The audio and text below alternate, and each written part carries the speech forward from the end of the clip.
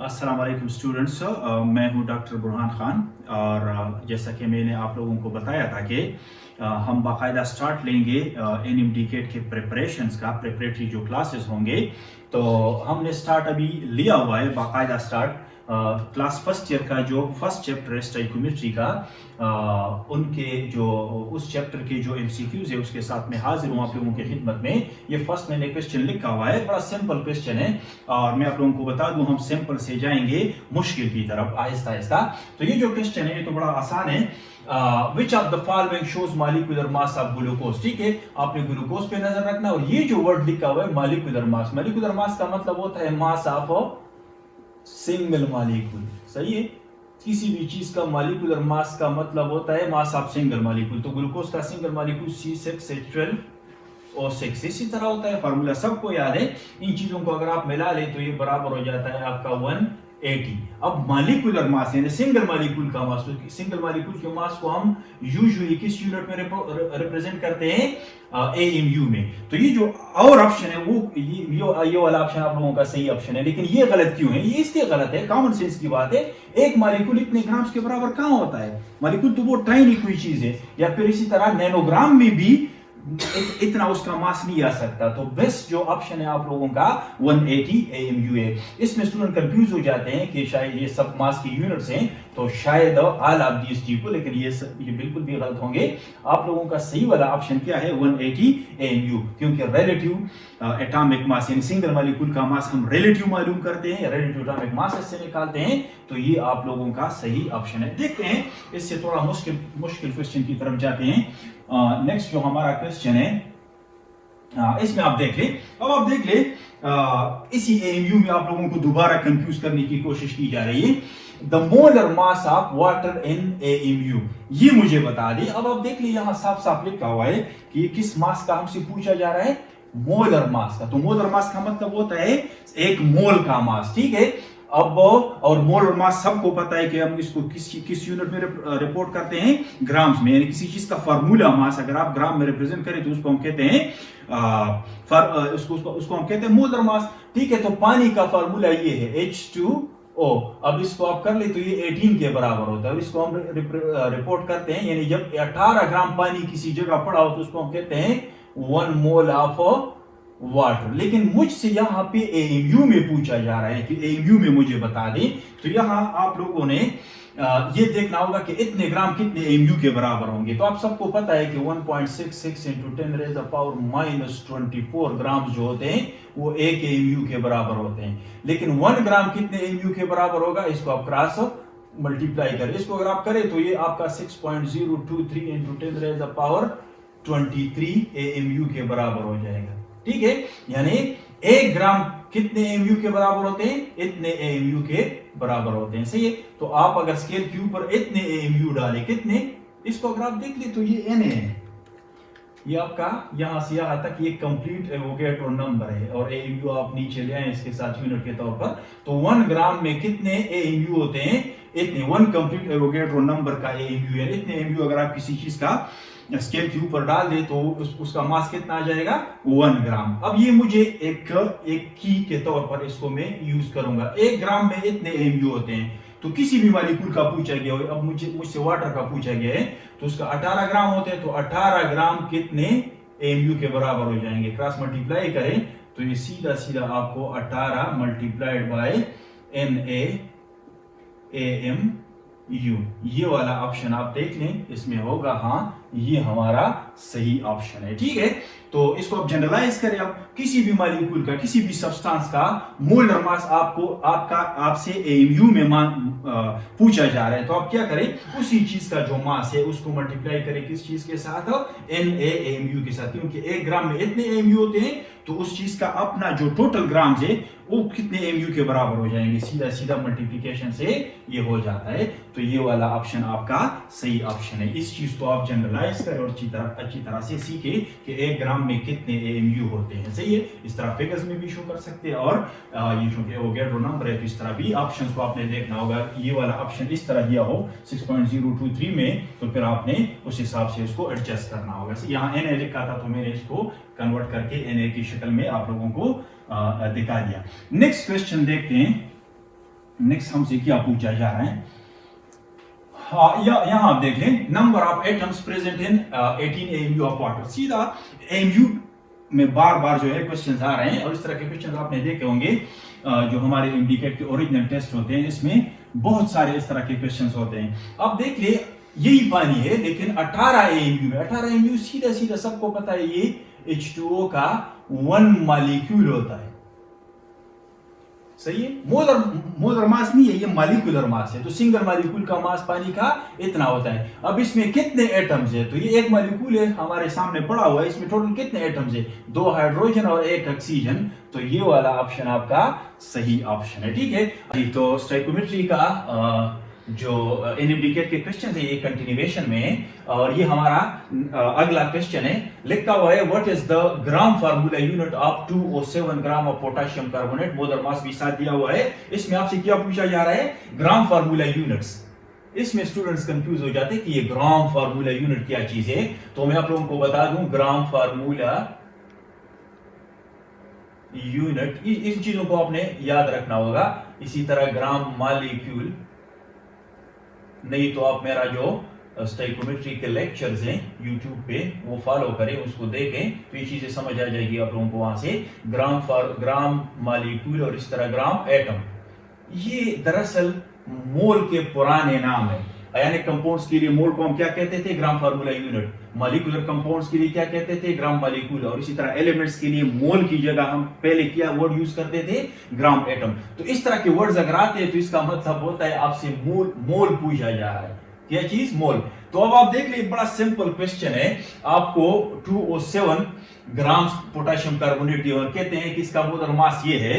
तो आप जरा सोच ले, इसका मोलर मास का मतलब होता है 138 ग्राम। अगर ये होता तो ये 1 मोल होता। अब हमें कितना दिया हुआ है, 207। तो 207 को आप देख लें, वैसे ये इस फार्मूले से हो जाता है, लेकिन मैं आपको बता दूं ये फार्मूला इस्तेमाल करने की जरूरत ही नहीं पड़ेगी आप लोगों को। कॉमन सेंस इस तरह के क्वेश्चन आप कर सकते हैं। अगर ये पूरा 138 हमें दे देते तो 1 मोल होता, ये 207 दिया हुआ। अब ये 207 इसका एग्जैक्ट डबल भी नहीं है, डबल होता तो 2 मोल होते, तो एग्जैक्ट डबल भी नहीं है, एग्जैक्टली ये भी नहीं है। तो ना तो 1 मोल है ना 2 मोल है, बल्कि 1 और 2 के बीच का कोई वैल्यू है। तो ये साफ साफ नजर आ रहा है कि ये आपका सही ऑप्शन है। ये वाली चीजें बहुत ज्यादा बहुत बड़ी वैल्यूज हैं, तो ये वैल्यूज आपके नहीं हो सकते। इसको अगर आप कर लें, वैसे कुछ स्टूडेंट फार्मूले से करते हैं, 207 डिवाइडेड बाय 138 तो इससे 1.5 आता है। लेकिन फार्मूले से पहले मैंने आप लोगों को बता दिया कि शॉर्टकट कैसे करोगे भाई। अगर ये 138 दिया होता तो 1 मोल होता, या फिर इसका एग्जैक्ट डबल दिया होता तो 2 मोल होता। ये ना तो एग्जैक्ट डबल है ना एग्जैक्टली 138 है, तो 2 से ज्यादा नहीं हो सकता और 1 से कम नहीं हो सकता, ठीक है। तो 1 और बीच की कोई वैल्यू है और वो आपका 1.5 है। बाकी की वैल्यूज खुद बता रहे हैं कि ये हो नहीं सकते, ठीक है। तो इस तरह के क्वेश्चंस को आपने इसी तरह से आसान भाषा में जो है समझना है और इसको अप्रोच करना है। देखते हैं नेक्स्ट कौन सा हमारा क्वेश्चन है। अच्छा, नेक्स्ट क्वेश्चन को आप देख लें। In one formula unit of copper sulfate 5H2O.5H2O, the mole of water, the number of water molecules attached to CO2 plus। ये ऐसा क्वेश्चन है, इसको अगर किसी ने आपको बताया ना हो तो इसको आप अप्रोच नहीं कर सकते। असल में ये जो कॉपर सल्फेट पेंटाहाइड्रेट है, हाइड्रस कॉपर सल्फेट है, इसके अंदर जो है आप लोगों से पूछा जा रहा है कि ये 5H2O में से कितने H2O CO2 प्लस के साथ अटैच्ड है। तो स्ट्रक्चर को आपने समझना होगा। इसका स्ट्रक्चर कुछ यूं होता है, ये आपका CO2 प्लस आयन है, इसको 4 वाटर मॉलिक्यूल ने इस तरह घेरा होता है,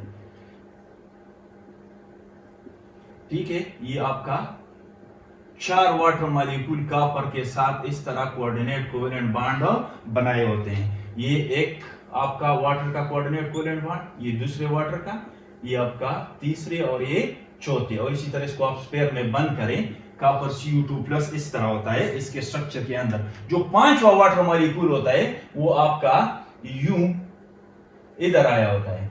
अब इसका जो लोन पेयर्स है दो, इसने इन हाइड्रोजन के साथ हाइड्रोजन बॉन्ड बनाया होता है। और आपको पता है ये कॉपर सल्फेट है, तो सल्फेट आयन आपका फिर इसी तरह जो है O- और O-, यहां से यहां तक आपका ये इसको आप हटाए, इधर लिखिए 2 प्लस चार्ज और ये आपका 2 चार्ज। ये वाला आपका कौन सा है, ये सल्फेट काउंटर आयन है। तो आप देख लें, आपसे ये पूछा जा रहा है कि इन 5 वाटर में से क्या ये पांचों के 5 कॉपर के साथ डायरेक्टली अटैच है, या इनमें से 3 या 2 या 4। तो स्ट्रक्चर से आपको पता चला कि कितने वाटर मॉलिक्यूल डायरेक्टली अटैच है कॉपर +2 आयन से, ये +2 चार्ज इसी का चार्ज है, तो आपका 1 मॉलिक्यूल 2, ये 3 और ये 4, तो सही ऑप्शन कौन सा हुआ? सी ऑप्शन आपका सही है। 5वां मॉलिक्यूल कॉपर के साथ डायरेक्टली अटैच्ड नहीं होता है, ठीक है, तो इसको आपने सीखना है इसी तरीके से। देखते हैं नेक्स्ट कौन सा हमारा क्वेश्चन आ रहा है। नेक्स्ट जो क्वेश्चन है, 7 मोल्स ऑफ अमोनिया कंटेन्स, मुख्तलिफ ऑप्शंस दिए हुए हैं, तो आपने हर ऑप्शन पे जरा सोचना होगा। आपके पास कितना 7 अमोनिया के मोल्स मौजूद है। फर्स्ट ऑप्शन को आप देख ले, इसमें ये कह रहे हैं कि ये बात क्या सही है, इनमें से सही कौन सा ऑप्शन है? 60 मोल्स ऑफ इलेक्ट्रॉन। तो आप देख ले नाइट्रोजन के पास कितने इलेक्ट्रॉन होते हैं? 7, और हाइड्रोजन हर एक के पास 1, तो 3 हो गई, तो ये कितने इलेक्ट्रॉन्स हो गए आपके? 10 इलेक्ट्रॉन्स। अब 10 को आप 7 से मल्टीप्लाई करें तो ये 70 मोल्स ऑफ इलेक्ट्रॉन्स आ जाएंगे। ये 60 मोल्स वाला फिर गलत है, ये नहीं हो सकता। 21 मोल्स ऑफ बॉन्ड्स। अब अमोनिया को आप देख लें, अमोनिया में कितने बॉन्ड्स होते हैं? एक अमोनिया मॉलिक्यूल में आपके 3 बॉन्ड्स होते हैं, सही है। अब अगर एक मोल है, ये एक मोल है, तो मोल कितने हो जाएंगे आपका? 3 मोल्स इसमें बॉन्ड्स हो जाएंगे। कितने? 3 मोल्स ऑफ बॉन्ड्स, ठीक है। अब 3 मोल्स ऑफ बॉन्ड्स जो है एक आपके मोल में हो जाएंगे, तो आपके पास कितने हैं? 7 मोल्स दिए हुए हैं, तो 7 multiplied by 3 is equal to 21 moles of bonds, ठीक है। तो ये वाला जो ऑप्शन है ये आपका सही ऑप्शन है। ये क्यों गलत है? 21 मोल्स ऑफ एटम्स, तो आपको पता है ये टेट्रा एटॉमिक मॉलिक्यूल है, 4 है एक में 4 है, तो 7 से आप मल्टीप्लाई करें तो ये 28 हो, तो फिर ये 28 होना चाहिए था, ये भी गलत है, सही है। 21 मोल्स ऑफ हाइड्रोजन बॉन्ड इसमें पर मॉलिक्यूल ज्यादा होते हैं, तो उस हिसाब से ये भी गलत आ रहा है। तो सही ऑप्शन आपका कौन सा है? इसमें 21 मोल्स ऑफ बॉन्ड्स होंगे। एक मोल में 3 मोल बॉन्ड, तो 7 मोल में 21 मोल्स ऑफ बॉन्ड्स हो जाएंगे। तो इसी तरह से इस क्वेश्चन को आपने इसी तरीके से समझा। तो नेक्स्ट जो हमारा क्वेश्चन है, आपसे पूछा जा रहा है कि how many hydrogen atoms are there in 5 moles of water. 5 mole आपको पानी दिया हुआ है, 5 मोल्स ऑफ वाटर है, H2O है, और इसमें से आपसे पूछा जाता है नंबर ऑफ हाइड्रोजन एटम्स। तो ये बड़ा आसान क्वेश्चन है। 1 मोल में कितने हाइड्रोजन है? अगर ये 1 मोल होता, 1 मोल में आपके आते हैं 2 मोल्स ऑफ हाइड्रोजन, ठीक है। अब 5 मोल्स हैं, तो 5 मोल्स में आपके कितने हाइड्रोजन आ जाएंगे? x क्रॉस मल्टीप्लाई करें तो ये आपके 10 मोल्स ऑफ हाइड्रोजन हो जाएंगे। लेकिन आप ऑप्शंस देख ले, ऑप्शन में इस तरह का कोई ऑप्शन नजर नहीं आ रहा, आपसे तादाद में, मोल्स में नहीं, तादाद में पूछा जा रहा है। तो 1 मोल में कितने होते हैं? 6.023 इंटू 10 रेज़ पावर 23, तो 10 में कितने हो जाएंगे? आप सीधा सीधा मल्टीप्लाई करें। अब आप इसको मल्टीप्लाई करें तो ये तो सीधा 6.023 इंटू 10 रेज़ पावर, ये वाला इधर आ जाएगा, 10 पावर 24 हाइड्रोजन एटम्स हो जाएंगे। कितने? 10 पावर 24 हाइड्रोजन। इस तरह का ऑप्शन अगर इसमें है, हाँ ये वाला है, तो आपके 5 मोल्स वाटर में कितने हो जाएंगे हाइड्रोजन? इतने हाइड्रोजन हो जाएंगे, सही है। तो ये वाला ऑप्शन आपका फिर सही होगा। देखते हैं नेक्स्ट हमारा कौन सा क्वेश्चन है। अब आप ये देख लें कितने एटम्स आर देयर इन, आप देख लें इतने एटम्स कहां होते हैं? किसी चीज के 1 मोल में होते हैं, सही है। और वो चीज कौन सा होना चाहिए? एटॉमिक होना चाहिए, सही है। मैं बताता हूं कैसे। 1 ग्राम फार्मूला यूनिट, ये ऑप्शन बिल्कुल भी सही नहीं है। इसलिए सही नहीं है कि ग्राम फार्मूला यूनिट का मतलब होगा ये भी 1 मोल है, ये भी 1 मोल है, लेकिन किस चीज का 1 मोल है? आयनिक कंपाउंड का 1 मोल है। अब आयनिक कंपाउंड में आयंस होते हैं, एटम्स नहीं होते। आपसे एटम्स का पूछा जा रहा है, तो ये ऑप्शन आपका सही नहीं है। 1 ग्राम एटम आपने कर, वो ग्राम एटम अभी भी मैंने आप लोगों को बताया, ग्राम एटम का मतलब क्या होता है? मोल होता है। तो ये निकल का 1 मोल जब हो तो इसमें कितने एटम्स होंगे? इतने एटम्स होंगे। तो सही वाला ऑप्शन आपका ये है। मैं देखता हूं ये वाला क्यों गलत है। 1 ग्राम मॉलिक्यूल, ग्राम मॉलिक्यूल का मतलब B मोल होता है, ग्राम मॉलिक्यूल का मतलब B मोल होता है, लेकिन यहां मॉलिक्यूल दिया हुआ है आपको। अब इसके अंदर एटम्स, एक मॉलिक्यूल के अंदर 3 एटम्स है, तो एटम्स तो ज्यादा हो जाएंगे। तो ये वाला भी ऑप्शन आपका गलत है। और नाना 20 का तो सवाल ही नहीं बन सकता। तो सही ऑप्शन आपका कौन सा है? ग्राम एटम वाला सही है, क्योंकि आपको आपसे एटम का पूछा जा रहा है और कितना, ये one complete Avogadro number of atoms is called 1 mole of any elemental substance. तो इसमें फिर सब्सटेंस एटम्स कितने होंगे? इतने ही एटम्स आए होंगे उसमें। तो ये भी बड़ा सिंपल है, क्वेश्चन सारे आसान हैं। आहिस्ता आहिस्ता हम बढ़ेंगे मुश्किल क्वेश्चंस की तरफ। देखते हैं नेक्स्ट हमारा कौन सा क्वेश्चन आ रहा है। अब number of hydrogen atoms in 9 gram of H2O, ये उसी तरह का क्वेश्चन है जो अभी हमने 5 मोल्स ऑफ H2O के लिए किया, लेकिन यहाँ आपको ग्राम में दिया हुआ है। 9 ग्राम, आपको पता है H2O आपका 18 ग्राम के बराबर होता है, यानी 18 ग्राम का अगर पानी दिया होता तो हम समझते कि ये 1 मोल है। अब 9 ग्राम आपका कितने 18 से डिवाइड करें तो ये हाफ मोल है, 0.5 मोल्स है पानी का। अब मुझे ये जो 9 ग्राम दिया हुआ है ये दरअसल आधा मोल है पानी का। तो एक मोल H2O में आपके एटम्स की तादाद जो है हाइड्रोजन, H2O में हाइड्रोजन कितने हो जाएंगे? एक में 2 होते हैं तो 2Na हाइड्रोजन एटम्स हो जाएंगे। सही है। अब हमारे पास 1 मोल नहीं है, कितना दिया हुआ है हमें? 0.5 दिया हुआ है। तो आप सीधा इसको क्रॉस मल्टीप्लाई करें तो आपके पास आ जाएंगे 0.5 into 2 into Na एटम्स। ठीक है। अब 0.5 को 2 से मल्टीप्लाई करने से क्या होता है? आपका ये 1 के बराबर हो जाता है। सही है। तो 1 Na एटम्स। अब 1 Na एटम वाला कौन सा है? ये वाला है। तो आपका सही ऑप्शन फिर ये है। और सिंपल सी बात है, अगर ये पूरा मोल होता तो हाइड्रोजन की तादाद जो है डबल होता, क्योंकि एक में जो है 2 हाइड्रोजन। अब मोल को आधा कर दिया तो हाइड्रोजन की तादाद जो है वो आधे में फिर पूरा हाइड्रोजन आएंगे। सही है। तो एक 1 कंप्लीट एवोगैड्रो नंबर आपको हाइड्रोजन का मिल जाएगा पानी के आधे मोल में। देखते हैं नेक्स्ट हमारा क्वेश्चन कितना टेस्टी है। अच्छा, number of atoms in 120 AMU of carbon, ये भी बड़ा इंटरेस्टिंग है। आप देख ले AMU यूनिट को आपने लाजमी देखना होता है। आपको पता है 12 AMU एक कार्बन के बराबर होता है। एक कार्बन एटम जो है आपका 12 AMU के बराबर है। सिंपल क्वेश्चन है। तो 120 AMU में कितने आपके कार्बन एटम्स आ जाएंगे? सही है। तो ये तो बड़ा आसान है। तो ये आपका 120 divided by 12 is equal to 10 atoms. सही। एक का 12 है तो 10 का 120 हो जाएगा। ये वाला आपका सही ऑप्शन है।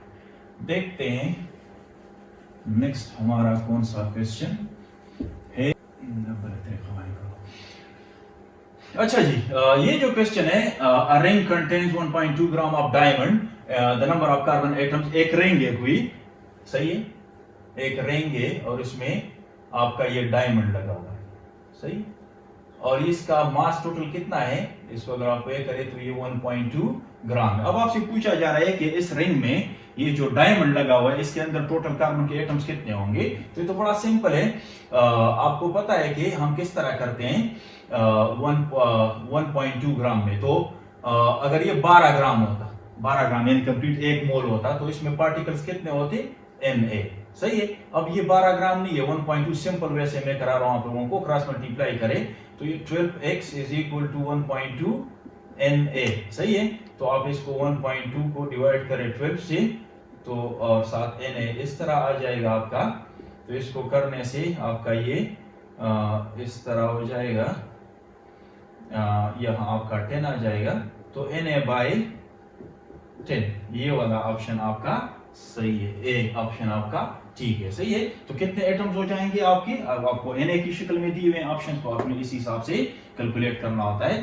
तो 1.2 ग्राम में कितने एटम्स होंगे कार्बन के? एवोगैड्रो नंबर को डिवाइड करके 10 से, इससे आपका एग्जैक्ट जो नंबर है वो निकल आता है। सही है।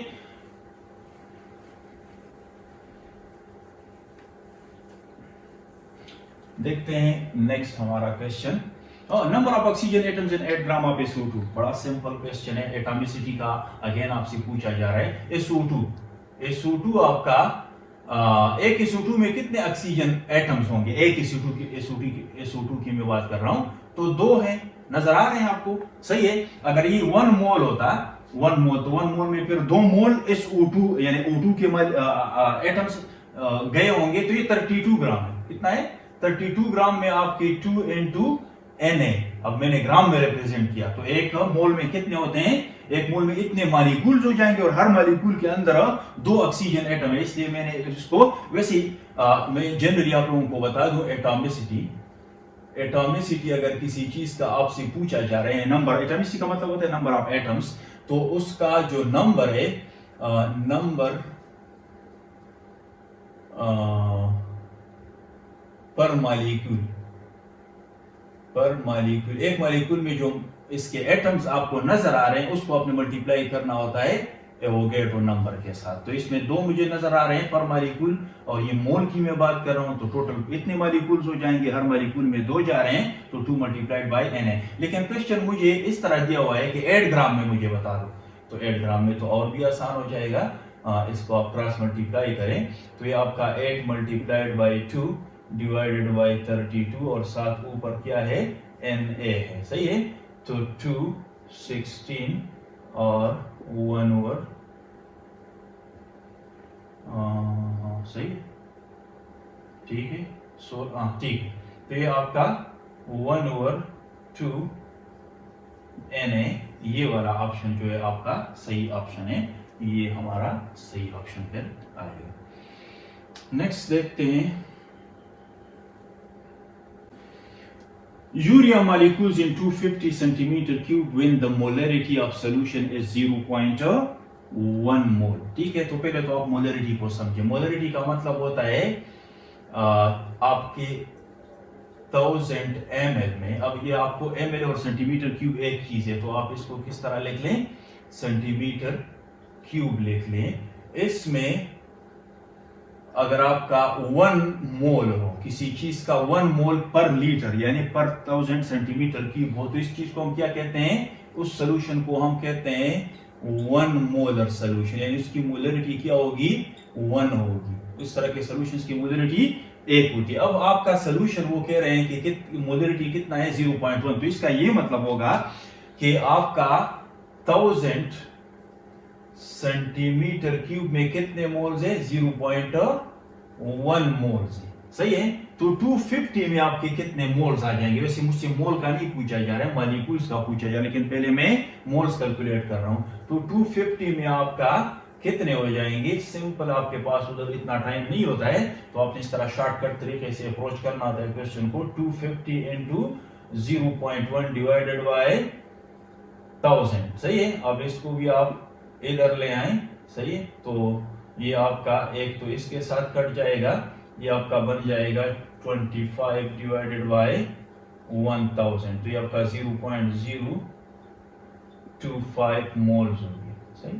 अब आप देख लें, एक यूरिया में, सही है, एक मोल में कितने? 6.023 into 10 raise of power 23 urea molecules होंगी।